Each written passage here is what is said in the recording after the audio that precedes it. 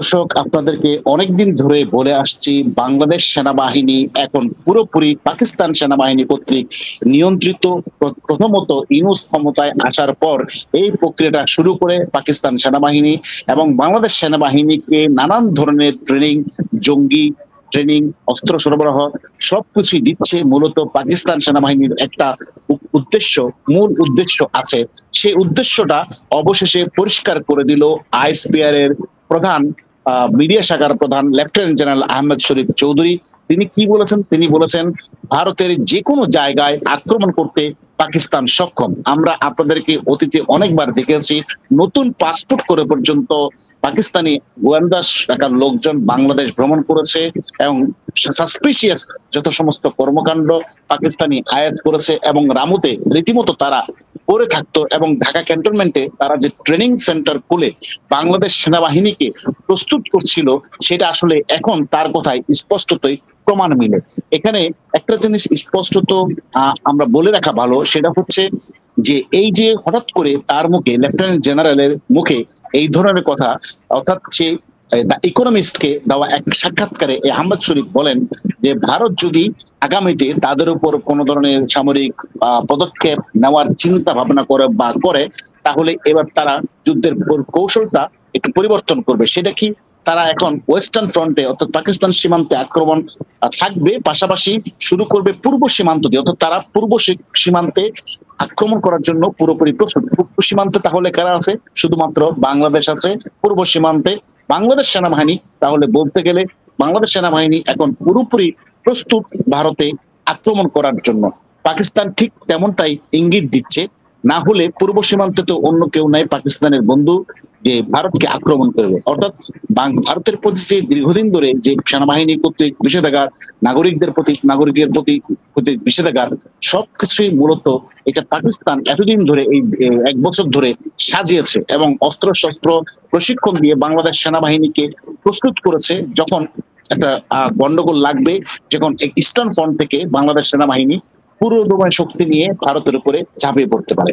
কিন্তু প্রশ্ন হলো এখন বাংলাদেশ কেন এই ধরনের যুদ্ধে জড়াবে পাকিস্তানের জন্য? যদি বাংলাদেশ ভারতের সাথে এই ধরনের অসম যুদ্ধে লিপ্ত হয়, তাহলে ক্ষতিগ্রস্ত হবে সবচেয়ে বেশি বাংলাদেশের জনগণ। পাকিস্তানের কিন্তু কিছু হবে না। অর্থাৎ বাংলাদেশটাই একটা ব্যাটল ফিল্ডে রূপান্তর হবে, অর্থনীতি সবকিছুই আসলে ধ্বংস হয়ে যাবে। এত দুর্ভিক্ষ, যুদ্ধ বিগ্রহ বলে যেখানে মানুষের হাজারি সবকিছু এখানে একটা যেমনটা হয় যুদ্ধক্ষেত্রে তেমনটাই পরিণত হবে এবং পাকিস্তান খুব প্ল্যান মোতাবেক বাংলাদেশকে ধ্বংস করে দেওয়ার জন্য সমস্ত কার্যক্রম তারা চালাচ্ছে। এইটাই তার ধারাবাহিক অংশ। এখন এখানে কারা অংশ নিচ্ছে? এই যে পাকিস্তানি প্রেতাত্মা ফাইজুল্লাহ, লেফটেন্যান্ট জেনারেল কামরুল এবং এই যে জেনারেল ওয়াকার, এরাই কিন্তু সবকিছু পাকিস্তানের সাথে মিলেমিশে নিজেদের স্বার্থ হাসিলের জন্য এগুলো কিন্তু করে যাচ্ছে। জনাব আতার হালদার, এই পত্রিকার রিপোর্টে কি বলা হচ্ছে আপনি যদি একটু দর্শকদের উদ্দেশ্যে বলতেন। জি, আমি একটু পড়ছি। ধন্যবাদ আপনাকে। পাকিস্তান সেনাবাহিনী মিডিয়া শাখা আইএসপি এর মহাপরিচালক লেফটেন্যান্ট জেনারেল আহমেদ শরীফ চৌধুরী হুঁশিয়ার করে বলেছেন, ভারত যদি অপারেশন সিন্দুরের মতো কোন সামরিক অভিযান আবার চালায়, তবে পাকিস্তান ভারতের গভীরে, বিশেষ করে পূর্ব দিক থেকে আঘাত আনবে। খেয়াল করবেন, পূর্ব দিক থেকে। তাহলে পূর্ব দিক হচ্ছে বাংলাদেশ। ব্রিটিশ সাময়িকী দ্য ইকোনমিস্ট রোববার প্রকাশিত এক প্রতিবেদনে মন্তব্য উঠে আসে, ভারতের প্রধানমন্ত্রী নরেন্দ্র মোদী সন্ত্রাসবাদের বিরুদ্ধে কঠোর অবস্থানের প্রেক্ষিতে পাকিস্তানের সম্ভাব্য জবাব কি হবে এমন প্রশ্নের জবাবে চৌধুরী বলেন, তাদের বুঝতে হবে ভারতের যে কোনো জায়গা হতে পাকিস্তানে আঘাত আনতে সক্ষম।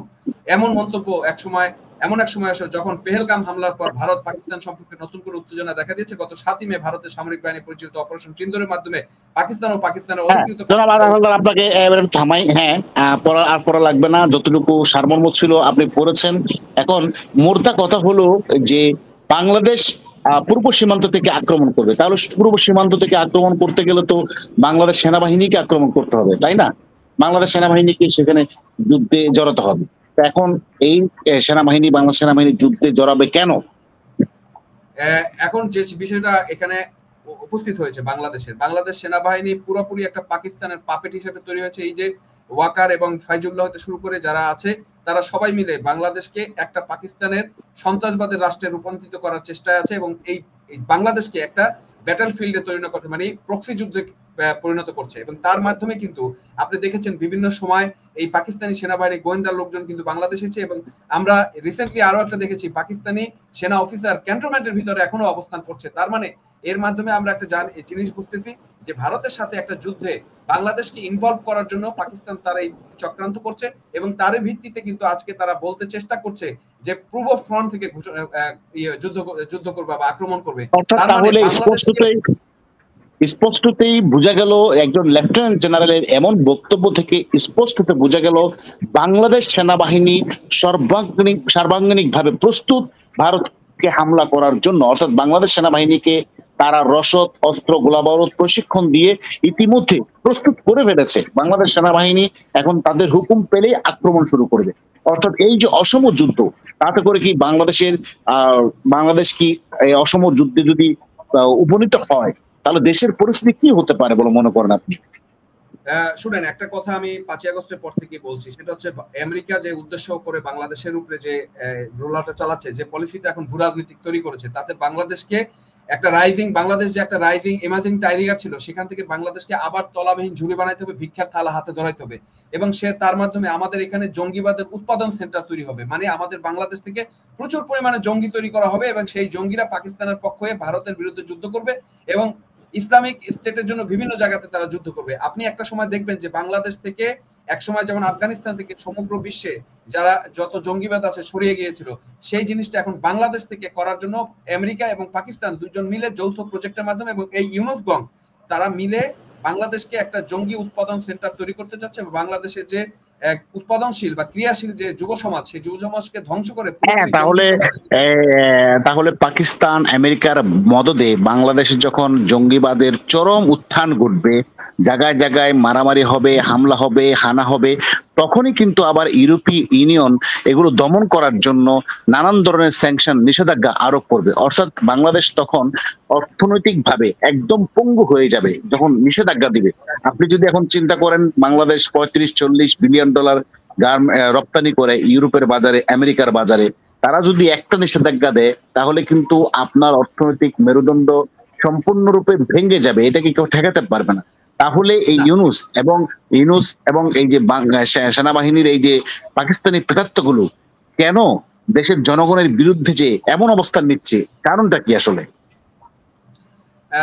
একটাই উদ্দেশ্য আসলে ইউনুসের যে বিষয়টা, সেটা হচ্ছে যে ইউনুস তোর ব্যক্তিগত স্বার্থ হাসিলের উদ্দেশ্যে, এবং সে যে জেলখানার মুখোমুখি হয়েছিল এবং বিচারের মুখোমুখি হয়েছে, তার যে সাজা হয়ে গেছে, সেটা থেকে সে বাঁচার জন্য এবং তার নিজের অর্থ সমৃদ্ধি বাড়ানোর জন্য সে নিজেকে আমেরিকার পাপেট হিসাবে কাজ করতেছে। আমেরিকার স্বার্থ হাসিল হওয়ার পরে হামিদ কারজাইয়ের মতো একটা পাপেট হিসাবে সে পালিয়ে যাবে এখান থেকে, এবং বাংলাদেশকে এই যে আফগানিস্তানের মতো একটা দিশাহারাহীন রাষ্ট্রে পরিণত করে যাবে, এবং বাংলাদেশ দেখা যাবে যে ইউরোপীয় ইউনিয়ন বা আমেরিকা তার ঘাঁটি তৈরি করে এখানে বাংলাদেশের উপরে হামলা করবে জঙ্গি দমনের নামে, এবং বাংলাদেশকে সে করায়ত্ত করে এই যে চারিদিকে ভূ রাজনীতিক চায়না এবং ভারত দুইটাকে মনিটরিং করার জন্য, দুইটাকে নিয়ন্ত্রণ করার জন্য প্রচেষ্টা চালাবে, এবং এর মাধ্যমে এখানে একটা ভয়ঙ্কর প্রক্সি যুদ্ধ তৈরি হবে এবং বাংলাদেশ হবে টোটাল ব্যাটলফিল্ড, এবং আমরা আমাদের ভবিষ্যৎ গাজা হিসাবে ধরতে পারি। বাংলাদেশ হচ্ছে এই পৃথিবীর ভবিষ্যৎ গাজা হবে। হ্যাঁ, এবং পাশাপাশি প্রো পাকিস্তান মাইন্ডেড সেনাবাহিনী যেহেতু হয়ে গেছে, এরা এই যে জেনারেলরা কিন্তু অর্থ সম্পদ, বাড়ি গাড়ি পাচার করে বিদেশে এরাও কিন্তু দেশটাকে ধ্বংস করে পাকিস্তানের আদলে পাকিস্তানের জেনারেলরা যেমনটা করে পালিয়ে যায় অন্য দেশে, ঠিক এই ফয়জুল্লাহ কামরুল্লাহ হয়তো পালিয়ে যাবে এই বাংলাদেশটাকে একটা ভাগাড়ে রূপান্তর করে। ধন্যবাদ প্রিয় দর্শক, আবারও কথা হবে অন্য কোনো বিষয় নিয়ে। আমরা অপেক্ষা করি, দেখি আরো কি কি করে দেখতে হবে আপনাদেরকে জানি না, তবে অপেক্ষা থাকুন। সংবাদ পাওয়া মাত্র আপনাদের সামনে হাজির হবো। সবাই ভালো থাকবেন। ধন্যবাদ।